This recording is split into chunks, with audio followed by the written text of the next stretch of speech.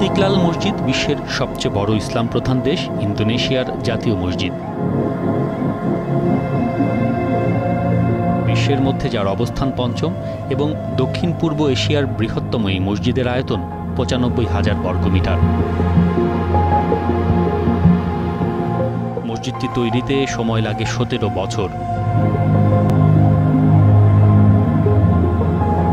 ১৯৭৮ সালের ২২ ফেব্রুয়ারি মুসল্লিদের জন্য এটি উন্মুক্ত করা হয়।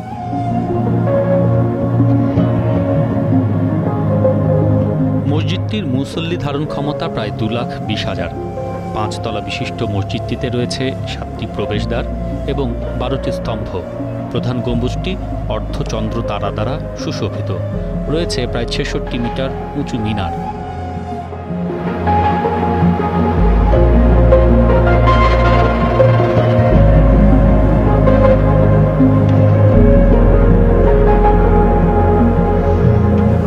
মসজিদের দক্ষিণ ভাগ ফুল বাগানে ঘেরা।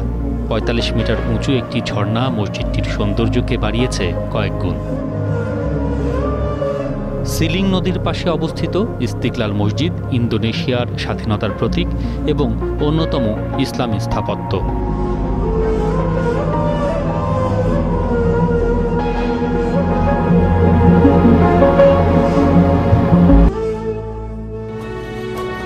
উন্নত মানের ডায়মন্ড পটেটো দিয়ে তৈরি টক ঝাল মিষ্টি স্বাদের মশলা বিস্কুট টাইম মিস্টার পটেটো।